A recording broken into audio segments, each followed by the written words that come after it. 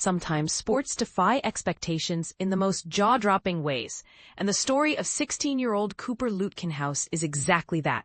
His journey is rewriting what's possible for teen athletes, and the ending is anything but predictable.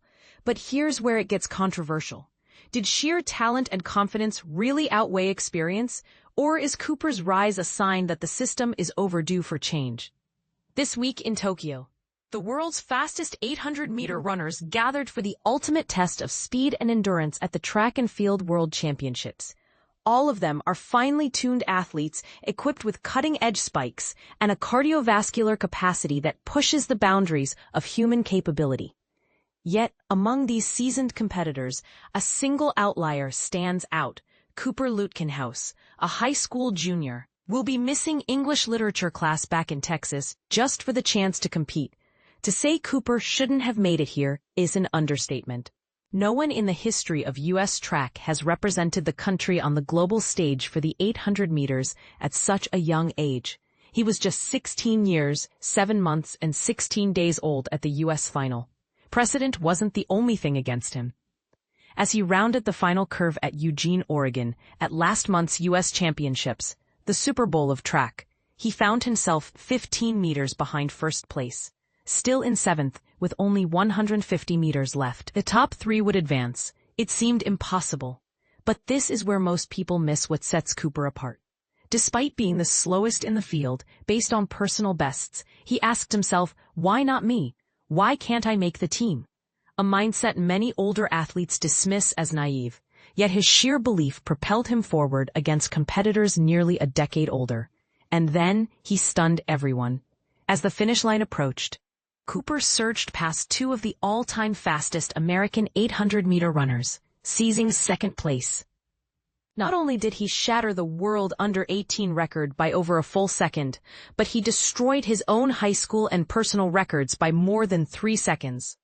Within weeks, he signed a professional contract with Nike, a leap usually reserved for college athletes, not teenagers finishing their junior year of high school. How fast was Cooper? His final time, 1 minute 42.27 seconds, would have been the American record just last year. Understandably, he now has some explaining to do at Northwest High School, where an extraordinary student is suddenly on the global sports stage. After his come-from-behind victory, what did his longtime coach and father, George, say? "Cooper, your life just changed yesterday." Cooper's response was typically humble. He hadn't even set a personal best. Yet his father reminded him, it's not about time, but about courage and resilience. That's a lesson for athletes of any age. The sudden rise to fame was anything but part of the plan. George recounts how the family had mapped out college visits and a conventional career path based on Cooper running a 1:45. That 1:42 time, however, changed everything. But should a teenager really be making these leaps so soon? Debate swirls among athletes, parents, and coaches. Raw, unprecedented talent is inspiring, but is bypassing college and going pro so young in an athlete's best interest? What do you think? From day one, there were hints Cooper wouldn't be intimidated by older elite racers. This year's field included current U.S. record holder Bryce Hoppel and world indoor champion Josh Hoey, all at least a decade older.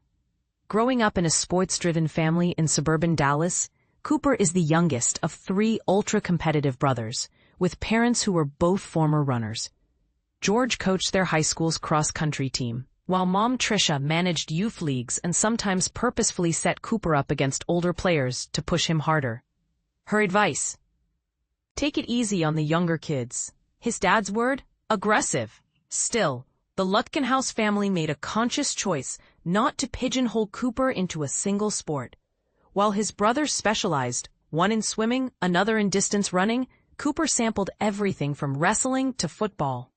Even after a breakout national 800-meter victory in 8th grade, Cooper hesitated to give up football for track, clinging to Texas's Friday Night Lights.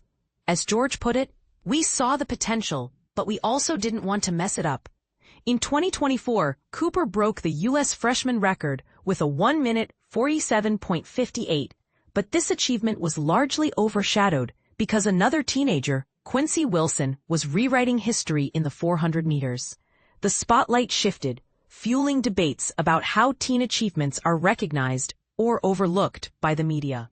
By the start of his sophomore year, Cooper found himself learning from a new high school coach with collegiate experience. That partnership clicked.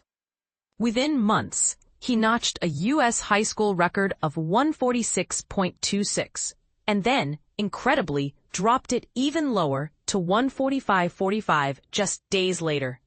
These rapid improvements made him an unpredictable threat at the U.S. Championships, if he could stay healthy.